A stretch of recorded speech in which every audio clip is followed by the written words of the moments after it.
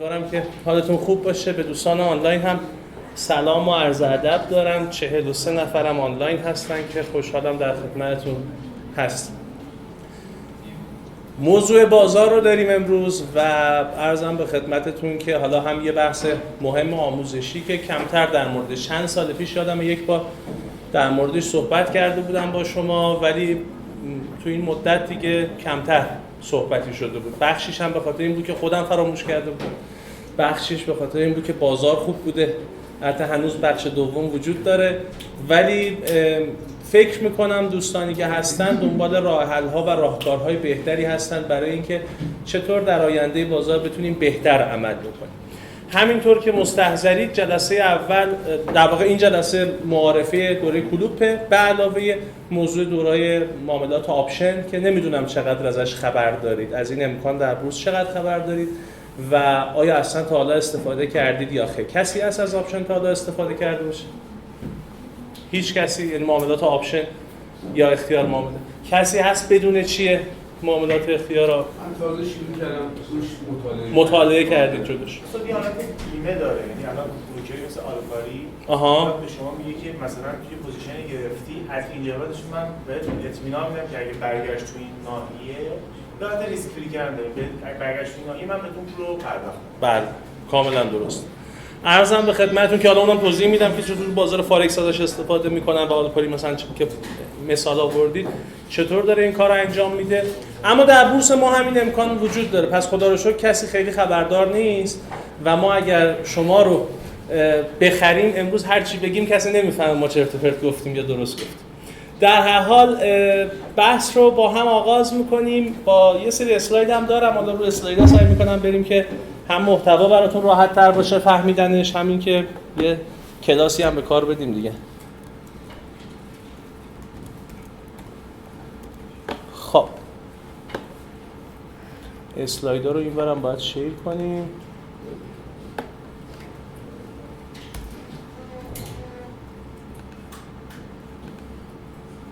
الان فکر کنم دوستان آنلاین هم دارن میبینن. درسته خانم گودرزی؟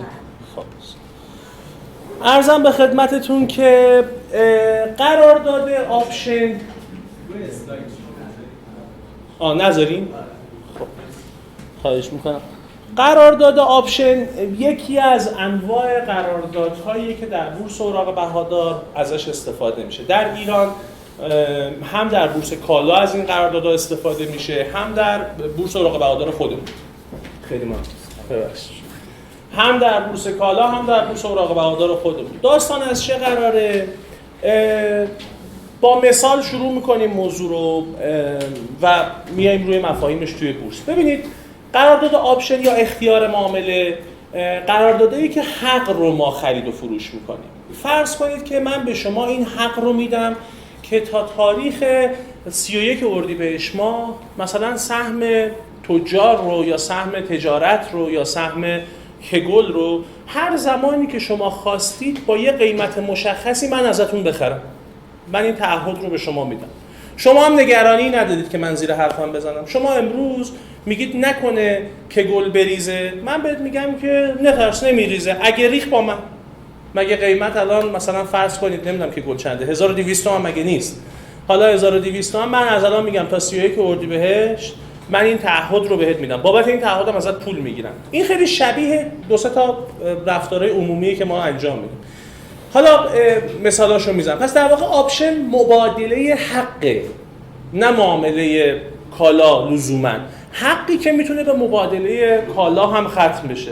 این حق قانونی الان در بورس اوراق بهادار و در بورس کالا قابل معامله است و افراد کمتر ازش استفاده نمیکنن. علتی که این جلسه رو اسمش شد آپشن و اصلا موضوع شد آپشن، به نظرم میرسه این فرصت فوق‌العاده در بورس تهران امروز وجود داره که افراد بتونن از این حق استفاده بکنن برای پوشش ریسکشون در ادامه مسیر بازار. در این شرایط فعلی شاید قبلا افراد کمتری هم نظر بودن، شاید در آینده بیشتر هم بشه و واقعیت اینه هیچ کس نمیدونه فردا چی میشه. حداقل سواد من الان میگه من نمیدونم. من شما به من میگی شنبه بازار چی میشه، واقعا نمیدونم. ما هستیم تا هر روز هم میگیم 9 تا 12 و نیم ببینیم به خیر بگذره 12 و نیم که میشه میگیم خدا رو شکر تا فردا. عروسیمون هم چهارشنبه هاست، موقعی که میگیم الحمدلله تا جمعه استراحت خواهیم کرد، شنبه دیگه دوباره ببینیم چی میشه. و فکر میکنم همه در واقع حالا دیگه صاحب نظران الان هم نظر هستن که وضعیت نگران کننده است، یعنی بی اصول و بدون در واقع مسیر لزوماً پشتوانه‌دار بازار داره پیش میره و زیادی بعضیا میگن داره پیش میره، بعضیا میگن آخر سال تموم میشه، سال بعد اینجوری نخواهد بود، بعضیا میگن اصلا نه، یه مسیری دیگه شروع شده دیگه، بورس همینجوریه که من یه ذره اینا رو خوشخیال تصور میکنم برای خودم، چون اینا سالهای قبلی هم که ما بودیم این حرفا زیاد میزدن. خودم هم از اول سال میگم آقا این زیادی داره میره ولی داره میره، ما باهاش هستیم و بازارم به ما گفته که اشتباه میکنی و دلم هم میخواد میرم و به تو هم جواب پس نمیدم. ما هم خوشحالیم از اینکه داره میره مثل شما. خب عرضم به خدمتتون که و امیدواریم من بازم بره، امیدواریم بازم بره. ما الان موضوع جلسه این نیست که چرا داره میره. به هر حال ولی یه فرصت‌هایی هست در بازار که میشه از این فرصت‌ها استفاده کرد، از این در واقع امکانات استفاده کرد.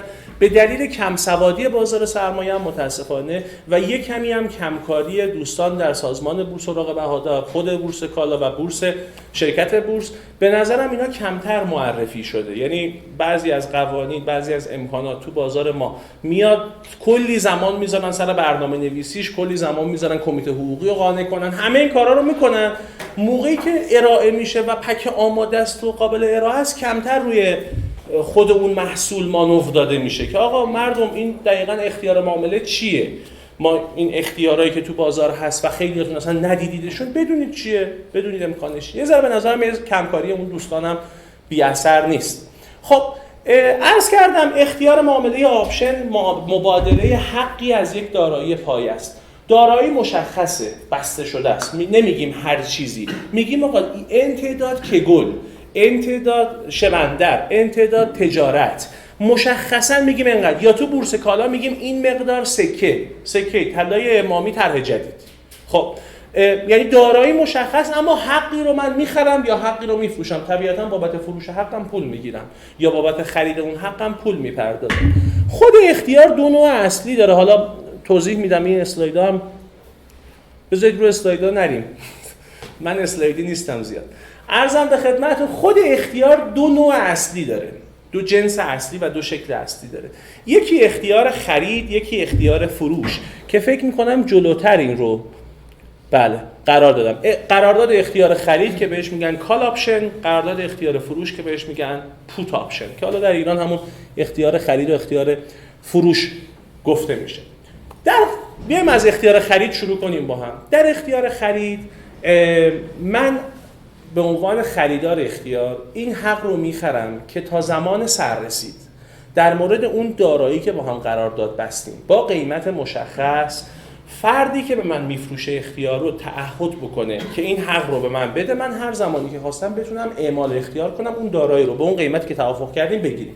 مثال نزدیکش توی زندگیمون مثال بیمه بدن است. شما وقتی ماشینتون رو بیمه بدنه میکنید میگید آقا ارزشش چقدر، 100 تومن، 300 تومن، 200 تومن.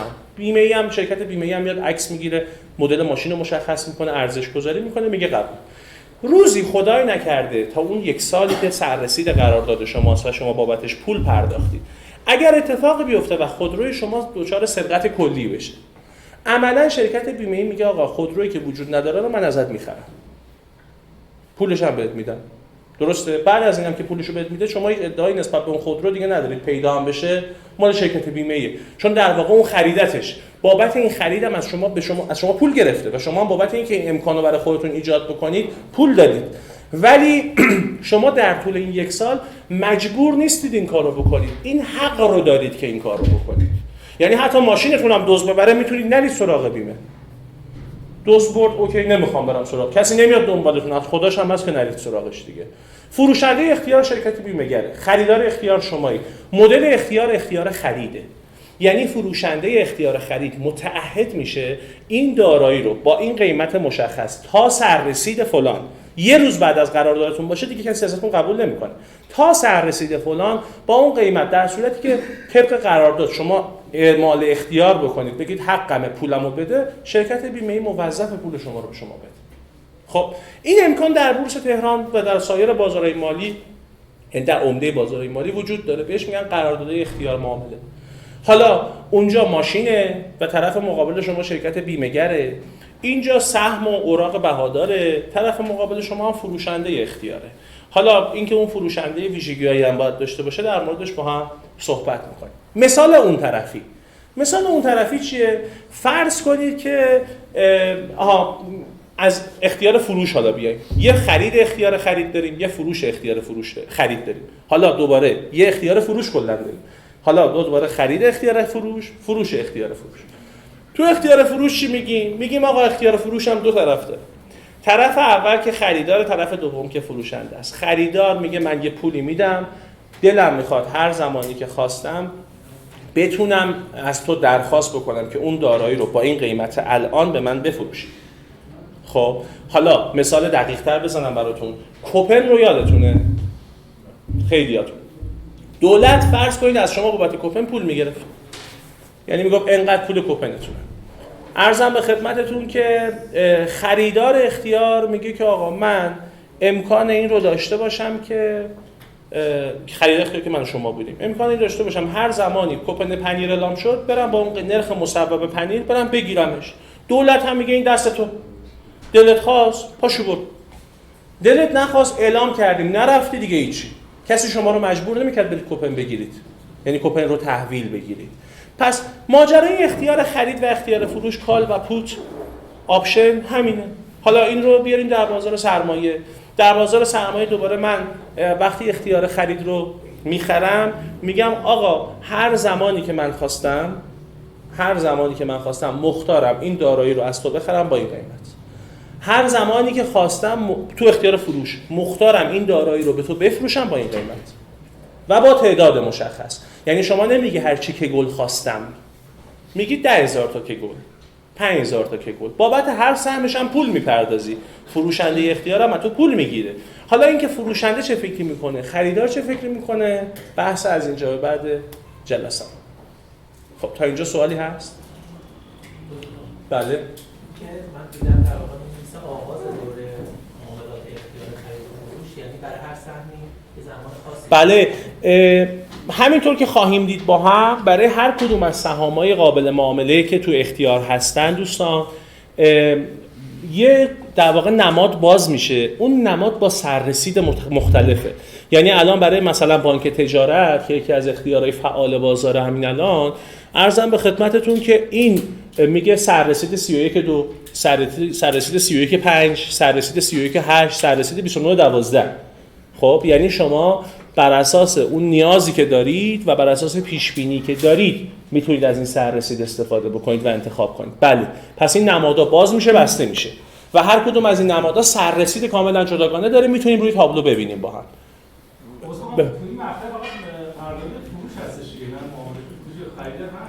نه هم اختیار خرید هست هم اختیار فروش هست. میگم بهتون که یعنی تو ذهنتون اینه که احتمالاً اونی که میخواد بفروشه یا بخره چه فکر میکنه. آره اکثر نمونه تعریف شده گپ‌های چیز رو نه هست، دو طرفش هم هست. اصلا یه سری استراتژی‌ها امروز بهتون میگم، یه استراتژی ساده ارزم به خدمتتون بازار آپشن که به استراتژی استرادل معروفه، اصلا به سادگی میتونید شما دو طرفو بگیرید یه سودی هم بکنید. میگم اینا رو که اون فروشنده و خریدار هر دو با هم چه فکری میکنن. جانم ببخشید. من تشکر کنم. بعد یه سوال هست که معاملات آتی با آپشن فرق می‌کنه. بله توضیح میدم. بله بفرمایید. خاص سررسیدی یا در سررسیدی. آها اینم باز توضیح میدم. ببینید بله دوستان آنلاین پرسیدن که با خرید فروش آپشن میشه سود کرد، یعنی از نوسانه خود آپشن. بله اینم یه راه سودآوریه. از خرید و فروش آپشن هم میشه حالا سود یا زیان کردی. بله میتونیم تابع معاملات بریم؟ آره میریم. نه آخه یه ذره قصه هاشو میخوام اول بگم بعد بریم رو تابلو میریم مفصل. ببینید عرضم به خدمتتون که آپشن با آتی فرق داره بچه‌ها. چه فرقی داره؟ فرق مهم بازار آپشن با بازار آتی اینه که توی بازار آتی شما خود اون دارایی رو میگی آقا خود این دارایی رو به تحویل میدم، این قرارداد بسته شد، موعد سررسید داره. خب توی آپشن شما فقط حقش رو میدی به طرف. یعنی شما ممکنه اختیار آپشن، اختیار معامله رو بخری تا سررسیدم اعمالش نکنی. گرفتید؟ مثل اینکه شما ماشینتون رو بیمه میکنید 5 سال پشت سر هم هیچ نیازی هم به بیمه پیدا نمیکنید، یه پولی میدید هر سال ولی خب یا فروشنده هم که از خداشه یه پولی هم بابت کمیسیون گرفته. بذارید یه ذره آپشن بازتر بشه این سوالا رو پاسخ میدم، حواسم به سوال شما هم هست که اونم توضیح میدم. خب آقا توی قرارداد آپشن، توی هر قرارداد اختیار معامله یه دارایی پایه داریم که مشخصه چه چیزی رو داریم اختیارش رو میخریم یا میفروشیم. یه قیمت اعمال داریم، میگیم آقا این دارایی مبنامون چه قیمتی؟ شمایی که اختیار خرید یا اختیار فروش رو دارید میخرید، رو حساب تجارت 50 تومانی میخوای بخری یا بفروشی؟ رو حساب تجارت 70 تومانی؟ این قیمت‌ها هم متنوع. پس قیمت اعمال اختیار مشخصه، از همون ابتدای قرارداد هم مشخصه. نمیگیم هر چی قیمت بازار بود 5% پایین‌تر. میگیم از الان آقا من تا 31/2 میخوام این قرارداد رو امضا کنم و پول بابتش بپردازم که تا 31/2 خواستم تجارت رو بخرم 70 تومان. حالا دیگه عاقلید دیگه، اونی هم که داره میفروشه عاقله، یه فکر میکنه یا میبری یا میبازی یا سر به سر یه چیزی در میاد دیگه بالاخره. پس اینو مد نظر داشته باشید، حق رو داریم معامله میکنیم. تاریخ سررسید داره قرارداد آپشن، اینجاش خیلی شبیه آتیه. قسمت تاریخ سررسید آقا از 31/2 بشه 1/3 دیگه قرارداد شما اعتبار نداره. شما در تاریخ 31/2 یا در شرایطی تا تاریخ 31/2 این امکان رو دارید، بعد از اون دیگه امکان ندارید. و قیمت توافقی خود اختیار، یه قیمت اعمال داریم تو اختیار. من و شما میگیم، من به شما میگم آقا که گلتو نفروش، مال من، اگه خواستی ضرر کردی بدش به من.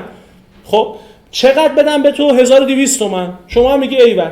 بعد من یه پولی باید بگیرم بابت این تعهدی که به شما میدم دیگه. میگم بابت هر سهمت من 50 تومان میگیرم، تو تا سال دیگه همین موقع هر موقع خواستی که گلتو بفروشی به من بفروش با قیمت 1200 تومان. من کاری هم ندارم که گل 900 تومان بود، که گل 3000 تومان بود. طبیعتا وقتی بالاتر از 1200 تومان بره که شما نمیفروشیش به من، که از حقت استفاده نمی‌کنی دیگه. من این اختیار رو بهت میدم دیگه. پس خود اختیارم یه قیمتی داره. یعنی بابت این که این تعهد رو بخرید یه پولی باید بدید، اونی هم که اون تعهد رو به شما میپردازه و میفروشه و این قول رو به شما میده یه پولی میگیره. پس ما 4 تا مشخصه داره هر قرارداد اختیاری. یکی دارایی پایه، چی رو داریم معامله میکنیم؟ 2 قیمت اعمال، با چه قیمتی قرار اعمال اختیار بشه. مثل ماشینتون که میگید آقا 300 میلیون تومان ارزش ماشین منه، بر مبنای 300 میلیون سرقت کلی شد مال تو. حالا یک کسورات قانونی میکنه پولشو بهش میده. و تاریخ سررسید، تا چه تاریخی قرار این تعهد جاری باشه بین دو نفر. و مرحله آخر قیمت خود اختیار، بابت این بیمه 1 ساله خودروتون چقدر قراره پرداخت بکنید. که قیمت اختیار هم در واقع بستگی به مدت زمانش، قیمت اعمالش و شرایط خود بازار خریدار فروشنده کاملا متفاوت. خب ولی اینو بگم، من جنس قیمت گذاری اختیار در بورس ما نه در بورس کالا تقریبا توافقی است. یعنی اینجوری نیست که بگه مبنا اینه 2% بالاتر 3% پایین‌تر از این. تقریبا میشه گفت کاملا توافقی است. جان که تو بازار سعودی وقتی من حق اختیار خرید رو میخرم، وقتی در بازار سعودی حق اختیار خرید رو میخرم، بله، وقتی بازار رشد کرده من بدون اینکه پولم بخوابه، آفرین، میتونید اعمال اختیار کنید. آفرین، بله. اصلا جذابیتش همینه دیگه. اصلا آقا اختیار اولین چیزی که به درد خیلی‌ها میخوره اینه که یه سرمایه کوچیکی دارن. در مورد ریسک‌های صحبت میکنم مفصل. خب یه سرمایه کوچیکی دارید، میخواید آقا یه بخشی از اینو پر ریسک کار کنید. الان انقدر پول ندارید که تجارت بخرید و ریسک هم داره واسهتون. میگه اختیارشو میخرم، اگه به قیمت بالاتر رفت که میبرم، اگه هم نرفت که میبازم دیگه. ولی موقعی که اعمال اختیار کنید باید مابقی پولو پرداخت کنید. یعنی در زمانی که اختیار رو میخرید فقط حق اختیار رو پرداخت میکنید و فروشنده فقط حق اختیار رو میگیره. زمانی که اعمال بخواید بکنید، قبل از اعمال باید به اون اندازه پول تو اکانتتون و حسابتون باشه و عرضم به خدمتتون که انتقال پیدا میکنه به حساب. چقدر سوالا زیاد شد، یه دفعه از اینجا شروع کنیم. اینو توضیح میدم که بهتره خود سهم باشه یا خود اختیار باشه. اصلا استراتژی تو این سیستم خیلی پیچیده و مفصله. جانم حقوقی ها تو این بازار حضور دارن؟ حقوقی ها هم بله در این بازار حضور دارن. من همون چیزی که تابلو معاملات دارم نقد شوندگیش یه مقداری پایینه. بله این ایراد بازار اختیار هست. بعد الان چون همه فرضشون اینه بازار سعودیه همه دنبال اختیار خریدن. آها من می‌بینم تو اختیار فروش زیاد کمتر هست. البته چند روزیه که اختیارای ذره راه افتاده بیشتر. حقوقی و حقیقی هم حالا نمیدونم ما یه چند تا از جلسات رو توی آکادمی و کلوپمون در مورد اختیار هی صحبت کردیم اخیراً بچه‌ها علاقه‌مند شدن رفتن این کارایی کردن نمیدونم این بچه‌ها خودمون دارن کار میکنن نمیدونم ولی الان میبینیم با هم چند روزی بهتر شده اوضاع ولی در این موردم در مورد نقشه‌بندیش رو تابلوی توضیحی میدم بهتون یه نکته‌ای داره این و بله قیمت اعمال یعنی تا یه سقف بگیره که فیکس نه قیمت اعمال فیکسه یعنی تجارت شما 1000 تا قرارداد تجارت می‌بندید قیمت اعمال 50 تومن تا 31/2 میگی تا 31/2 1000 تا تجارت میتونم بخرم از تو با قیمت 50 تومن. میگن که صف فروش و صف خریدم داره نداره به دلیل اینکه محدود نوسان نداره. بعد نکته که سال دیگه پرسن این بازار ثانویه هم نداره نه خیلی بازار ثانویه نداره. و سال بعدی که بازار اهرام داره و اهرام به چه صورت؟ بله توضیح میدم تو بحث بچه تضمین توضیح میدم. بله.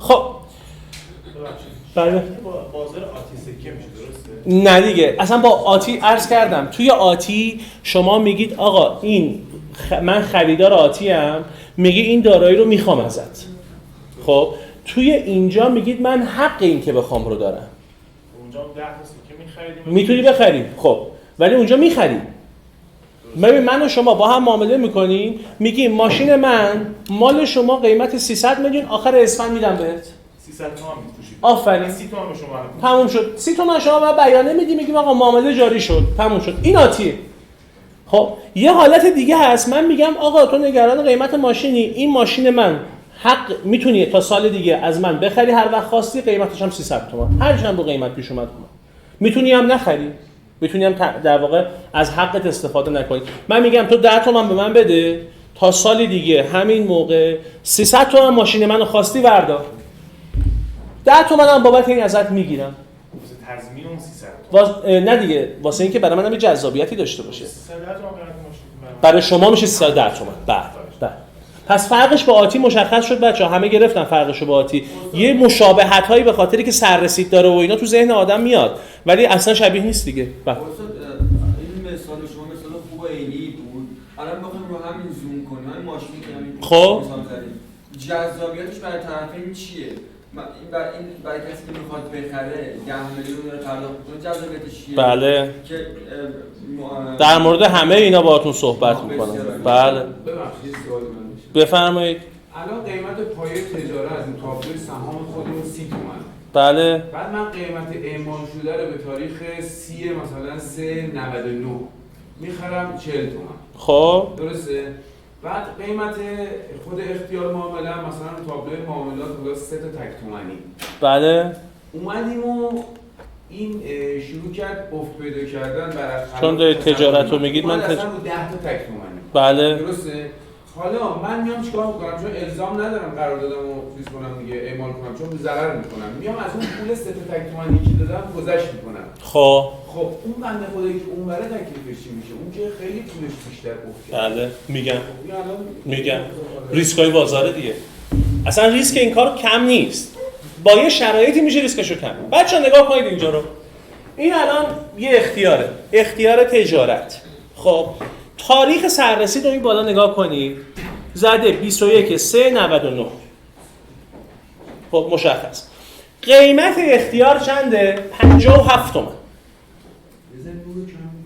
آره شاید یه ذره نور باید کم بشه که بهتر معلوم بشه قیمت اختیار چنده 57 تومن یه تعدادی اومدن گفتن ما خریداریم با 41 تومن 16 تا 8 15 تا 8 هر یه دونه اختیارم توی بورس تهران 1000 تا سهم این استانداردم فراموش نکنید هر یه دونه اختیار در بورس تهران معادل 1000 تا سهم اینجا هم نوشته اندازه قرارداد عرضم به خدمتتون که هر یه دونش اینجا نوشته تعداد سهام 1000 پس اگه میگه 16 نفر یعنی 16000 تا تجارت همین الان یکی هست میخواد 16000 تا تجارت رو بخره اختیار چی شو؟ اختیار خرید تجارت رو اون طرف چی؟ 50 تا اختیار فروش خوابیده، یه نفر هست 50,000 تا سهم اختیار تجارت رو میخواد بفروشه، اختیار خریدش رو میخواد بفروشه با قیمت 54 تومن.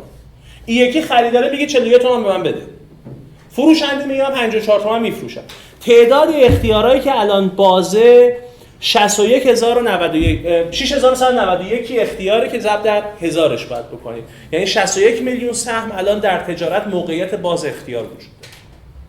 تا الان باز شده. از فردا ممکنه کمتر بشه، ممکنه بیشتر بشه. بعد این قیمت اعمالش هم قیمت اعمالشون بالاست. چقدر نوشته؟ 300 ریال. 30 تومن. به خاطر اینه که قیمت اعمال پایینه، به خاطر این فروشنده میگه من 54 تومن میفروشم. یعنی فروشنده میگه من 30 تومن سهمو باید به تو بدم اگه بخوام، خب 54 تومنم حقشو بهت میفروشم، 85 تومن دستمو میگیره. خب یعنی بابت هر سهم در واقع 85 تومن فروشنده داره میگیره، ولی به تو تعهد میکنه، میگه اگه خواستی من 21 به تجارت میدم 30 تومن. حالا چه زمانی فروشنده تو ضرر میره؟ زمانی که تجارت بالاتر از 85 تومن بشه. یعنی نظر فروشنده اینه که یقینا تجارت کمتر از 85 تومن خواهد بود در تاریخ 20 جان خرید این بستگی داره. بازم در مورد ریسکاش خیلی مفصل صحبت باید بکنم. میخوام بذارم مفهومه رو بهتر. آقا فروشنده میگه بابت هر سهم به من 54 تومن بده، من 21 به تو اگه خواستی تجارت میدم دونی 30 تومن. 54 تومن که الان داره میگیره، 21 سهم 30 تومن دیگه هم میخواد بگیره. شما کی تجارت رو اعمال اختیار خواهید کرد؟ پس موقعی که بالاتر از 85 جمع این دوتا بالاتر بشه، بعد اون موقع میگی پس اعمال اختیار کنم. یا اگه الان میخوای بخری، به غیر از این که از خود قیمت اختیار بخوای نوسان بگیری، بگی ارزون بخرم، همین الان فاصله بین خرید و فروشش 10 تومنه، 13 تومنه، روی 40 تومن 50 تومن 13 تومن 15% دیگه. خب بجز این که نگات این باشه که من یه جوری یکی ارزون بخرم اینو، بتونم اونور تابلو 3 روز دیگه 4 روز دیگه اینو بفروشم اختیاره رو، چون این کارم میشه کرد، عین سهام میشه خرید و فروشش کرد. مچینگ باید بشه ولی دیگه، یعنی شما که میخوای بفروشی باید یه خریداری بیاد با اون قیمت بخره. به غیر از این حالت اگه واقعا میخوای از اختیار استفاده بکنی، پس نگات اینه که تجارتی که الان چقدر تجارت 68 تومن 85 رد خواهد کرد.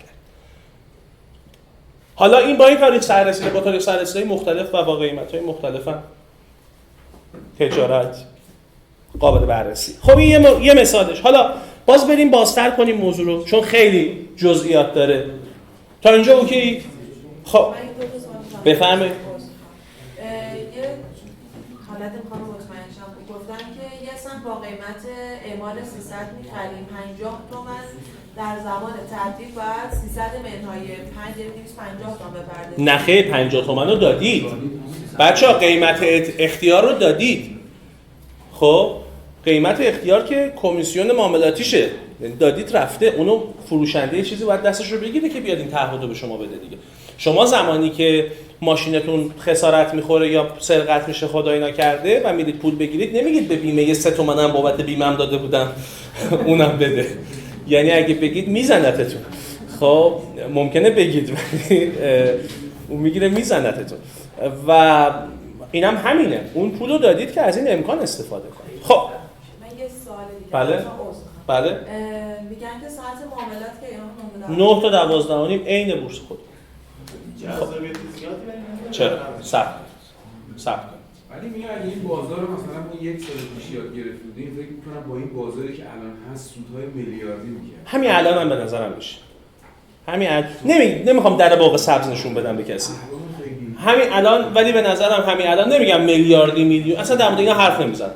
ولی میگم که فرصت فوق‌العاده همین الان هم میشه، یه سری استراتژی هم داره که بشه. خب بذارید یه ذره ریزتر بشیم به خاطری که مطمئن شم. آقا اختیار خرید. اینو من رو سکه آوردم. یه سکه فرض کنید اندازه هر قرار داده. قیمت نقدی سکه 1,100,000 تومان. اینا ما سال 95 این اسلایدا. خدا رحمت کنه اون دوران. سررسید تیر ماه 95. خب در سررسید تیر ماه 95 قیمت اعمال چنده؟ 1.50. 1.10 قیمت بازار 1.50 اعمال اختیاره. یعنی قیمت اعمال اختیار. خب من اختیار رو خریدم و شما به من اختیار رو فروختید. این قیمت نوسان میکنه تو این مدت. میرسیم به 3 تیر. زمانی که قیمت از 1.50 که اعمال اختیار من کردم تازه به علاوه قیمت اختیاری که دادم بالاتر میشه، من اعمال اختیار میکنم. مادامی که پایینتر از این باشه، یا تو مثال تجارت شما اختیار خریدید، خب کی اعمال اختیار میکنید؟ زمانی که 56 تومانی که خریدید رو با 30 تومانی که قراره بپردازید 86 تومن 85 تومن رد کنه، بعد میگید من اعمال اختیار میکنم. قبل از اون فروشنده برنده است. فروشنده چه فکری میکنه؟ فروشنده فرض کنید که شما نگاهتون اینه که تجارت با تحویل، با اطلاع، تجارت اصلا سهمی نیست که دیگه بالاتر از این حرفا بره. یه حالت تا الان تو بورس ما استفاده میکردیم، میگفتیم پس ما توی این بازی نیستیم. یه حالت دیگه هم داره، نه تنها توی این بازی نیستم، من میتونم بابت ارزم 50 تومن بگیرم بیام بیرون، مگه کم؟ بله خوبه دیگه. بابت سهم 70 تومانی 60 تومانی، حالا گفتید چقدر؟ 68 تومانی، الان میگه 50 تومن میگیرم. خب یعنی این فرد یقینا فردیه که به غیر از اینکه استراتژی خاصی داشته باشه که میگم، یقینا کسیه که میگه تجارت میخواد بریزه دیگه. میگه پس تو آقا هر چقدر تجارت میخوای من هستم، میخوای من بدونم 30 تومن، ولی بابت 30 تومن 50 تومن پول میگیرم. همیشه قیمتش اینجوری نیستا. این تجارت الان خیلی گرون بوده روز اخیر قیمتش، نمیدونم هم چرا. تا پریروز حرف 20 تومن و 22 تومن و اینا بود. یه دفعه یکی دو روزه نمیدونم چی شد. میگم امیدوارم بچهای خودمون این کارو نکرده باشن، چون سر کلاس‌ها زیاد گفتیم اختیار. جا بحث این که حالا در ادامه قرار بازار دو طرفه بشه، چون این قضیه در واقع بله آینده رو هر طرف پیش بینی میکنه، خیلی پیچیده‌تر هم میشه. بله البته بازار دو طرفه پرانتز خوبیه و پرانتز مهمیه. بازار دو طرفه رو سازمان الان گفت که میخوام آزمایشی روی تعدادی سهام بازش کنم. اگه آزمایشیش مثل 10% کردن سمگا باشه که واسه بچه‌هاتون فکر کنید که بخواد بقیه بازارم، چون آزمایشی من یادم دوره آقای فتانت بود گفتن که ارزم به خدمت آزمایشی سمگا رو 10% کردن دیگه، درسته؟ 10% کردن، گفتن یه مدتی آزمایشی باشه ببینیم بازار چه واکنشی نشون میده. دو تا رئیس سازمان، دومی هم دیگه یکی دو سال دیگه احتمالاً دورش تموم شه بره و واسه سمگا آزمایشی 10%. اگه اینجوری باشه که هیچی، ولی الان میگن آزمایشی سر چند تا نماد بزرگ بازاره. بله ولی این ریسک رو کاملا داره. بازم با استراتژی میشه چیز. من اصلا یه استراتژیایی وجود داره تو این داستان، هم استراتژی رو بهتون میگم، به نظرم خوشتون بیاد. جان یه سهمی که خیلی بیش از حد رشد کرده رو من اختیار فروشش رو بفروشم به یه عددی بالاتر از چیزی که الان هست. خب درسته؟ و میدونم قراره بریزه. بله. هیچ وقت کسی که از من میخره این اختیار خرید و برام میشه خرید دیگه. بله. نمیره اعمالش کنه دیگه. نه. پس اون بازه میشه برای من سودش میشه. اصلا فروشنده میگم اینم باز جلوتر. آقا اختیار فروش هم بگم. اینم بیاید مثال دیگه. قیمت همین باز رو چارت آوردم. قیمت بیاد زیر 1.50 خریدار اختیار مال نمیکنه دیگه. فقط یه پولی داده رفته. یه ضرری کرده. یه پولی داده که یه در واقع اختیاری رو داشته باشه. خب اختیار خرید یه مثال زدم، گفتم آقا دولت به شما در موضوع کوپن اختیار واگذار میکنه. میگه تو اختیار داری زمانی که کوپن پنیر، کوپن برنج، کوپن روغن اعلام شد با این قیمت مصور بری از تعاونی ها دریافت بکنی. میتونی بکنی، میتونی نکنی. خود اون کوپن هم میرفتن بعضیا میفروختن، خاطرتون باشه میگفت تون میگفتن کوپن. خب خود اون کوپن هم ارزش داره دیگه، مثل همین برگه قرارداد اختیاره که ارزش داره، قابل معامله است. دولت از شما مستقیم پولی نمیگرفت بابت کوپن، ولی این امکانو بهت میداد. و طبیعتا اگه تو اون زمان قیمت پنیر با قیمت تعاونیش خیلی فرقی نداشت تو بازار آزاد، شما اعمال نمی‌کردید، نمی‌رفتید تو صف وایسید کوپنتون رو بگیرید، رد میشد میرفت. و تاریخ اون اعمال کوپن هم که میگذشت، کوپن جامونده میشد دیگه. حالا بعضی وقتا دولت اعلام میکرد، خاطرتون باشه، بعضی وقتا یه بار اعلام میکرد بعد دیگه میسوخت دیگه، کوپن دیگه قابل استفاده هم نبود. خب این دقیقاً اختیار خریده که خریدار و فروشنده داشت. حالا اختیار فروش چطور میشه؟ اختیار فروش اون بیمه بدنه هست. آقا خریدار یک سکه اندازه قرار داد، قیمت بازم 1.50 تو بازار، سررسید مهر 95 قیمت اعمال 1,150.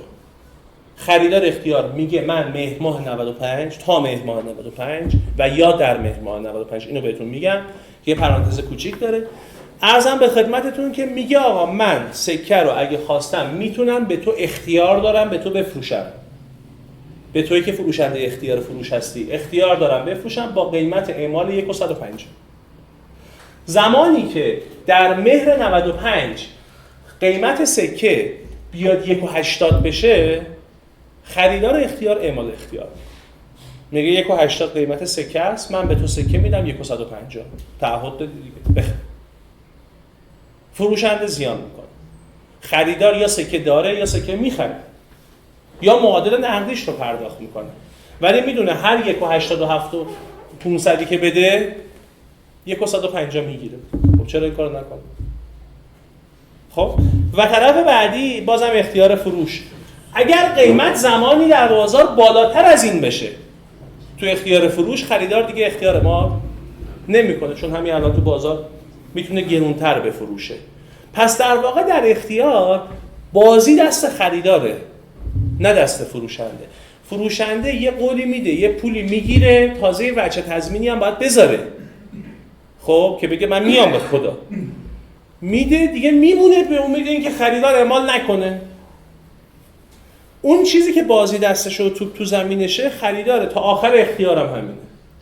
روزی که اختیار تموم بشه دیگه خریدارش حقی هم نداره فروشنده یا سود یا زیان کرد. و فروشنده اختیار وقتی امروز 54 تومن بابت تجارت میگیره، رو کاغذ واقعا امکان داره تجارت بشه 150 تومن. درسته؟ نمیتونه سود یا زیان شناسایی کنه تا زمان سررسید. اون روز که تموم شد سررسید رفت، میگه حالا من یا سود کردم یا زیان کردم. ولی خریدار فقط هم یه حق داره دیگه. خریدار هم البته تا اون موقع عملا نمیتونه چیز کنه. خیلی کوتاه اینجوری باشه، پس کسی که اختیار خرید میگیره شرایط بهتری داره. کسی که خرید اختیار میکنه. اختیار خرید یه پوزیشن، اختیار فروش یه نماد دیگه است کاملا. کسی که خرید اختیار میکنه وضعیت بازتری داره. تو همین اسلاید دارم میگم آقا خریدار اختیار معامله ریسکش مشخصه، بازدهش نامحدوده. فروشنده اختیار ریسکش نامحدوده، سودش مشخصه. اونی که امروز به شما اختیار رو فروخت بیشتر از 54 تومن دیگه سود نخواهد کرد، محال سود کنه. اونی که امروز تجارت رو به شما فروخت. شمایی که میخری ممکنه سود کنی، ممکنه ضرر کنی. ولی اون سودش همون 54 تومن، از زیانش تجارت اومده شد 1000 تومن. برای فروشنده هم میتونه پوشش ریسک باشه که توضیح میدم بازم. الان شما گفتین که مثلا تجارت 22 تومن بود اختیار خریدش و قیمتش هم اعمالش هم 30 تومنه. خب همین الان نزدیک 20% زیر قیمت تابلوشه. نه دیگه 22 تومن بود معامله نمیشد، کم هم معامله میشد. مال قبل این اختیارا، مال خیلی قبله. من فکر کردم مثلا منظورتون همین یکی دو هفته. نه این اصلا چند وقتی بود اصلا معامله نمیشد. آخرین معامله 23 تومن 24 تومن. چون گفتم اگه اینجوری نه اینجوری نمیشه، هیچ وقت زیرش نمیشه.